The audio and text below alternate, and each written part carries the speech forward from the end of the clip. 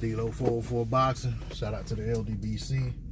Shout out to Marlowe's Corner, Trey X, and the whole block fam. Hey, Trey X did a phenomenal job this weekend calling all the fight cards that took place on Saturday. Called the frog out of well. Greatest blow-by-blow commentary on YouTube, or maybe even in the world. So anyway, let me get to what I want to talk about this morning. So Anthony Joshua on Saturday got his vindication in a rematch versus Andy Ruiz. We all know Andy Ruiz got the win versus AJ back in June. So the rematch took place last Saturday with AJ boxing his way to a win. AJ did a phenomenal job controlling the reins, keeping himself out of harm's way with the jab. He employed that Vladimir Klitschko jab, hold, jab, tie up, lean strategy, and Andy Ruiz allowed it to work. Andy Ruiz did not do a good job of closing distance. He followed AJ around the ring, never cutting the ring off, knowing that Andy has the amount of amateur experience that he has, knowing that Andy is as much of a seasoned professional fighter that he is. I know that Andy has to have enough experience to know how to cut the ring off. But for some reason, Andy chose to follow AJ around the ring, plodding. Most of the time, keeping his hands in his pocket, and he allowed AJ to take the play from him and keep control the action in the fight. Andy was dictating the pace in the sense that he was coming forward and causing AJ to be on the retreat, but he wasn't doing enough to win the rounds.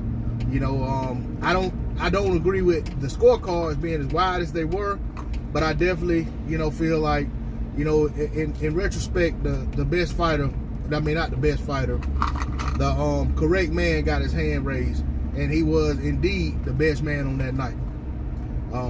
Andy, he basically, he basically shit the bed.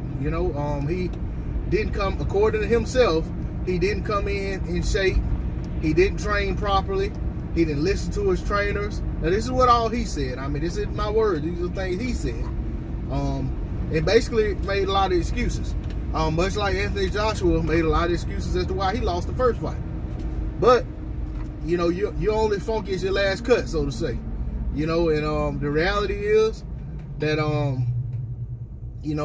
the last time we seen both of these guys in the ring was Saturday night, and Anthony Joshua was the better man. Anthony Joshua did a great job of jabbing and throwing that right hand as well. He didn't throw it as often as I would have liked to have seen it, but at the same time, that would have opened him up to get counted more. And when they got in close, Andy was doing good work. It just was few and far in between. And the ref was not allowing a whole lot of inside fighting. But again, just like in the Joseph Parker fight, where I said Parker is part to blame because he allowed the breaks he allowed lulls of activity to allow the ref to get in there and break it up. I felt like Andy did the same thing. It's incumbent upon him to continue to throw.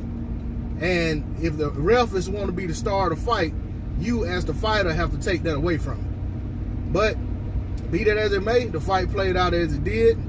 I'm not buying all this Ali talk and heavyweight Floyd Mayweather nonsense. I think AJ fought the best strategy that he could have possibly fought to win the fight. That's the strategy that most of us boxing fans felt that he would have to do to be able to win.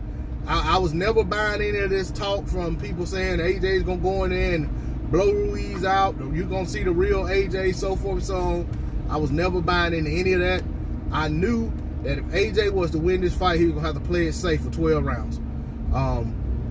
And we'll see what happens. I'm not going to talk about any other fighters in this video or any prospective fights or anything like that. Congrats to AJ on a good win. Back to the drawing board for Andy Ruiz. If he doesn't want to be a flash in the pan, he better put in the work to work his way back up into title contention, or not only that, but just to remain in contendership. You know, he's one of those guys. I mean, he's a former champion now. If he doesn't want to fade into obscurity like Charles Martin, he better stay active and you know, seize the moment and stay at the top of the division.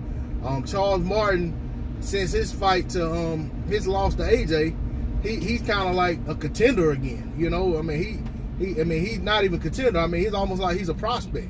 You know, fighting his way back to get into contendership. But you know, be that as it may, everything has played out the way it did.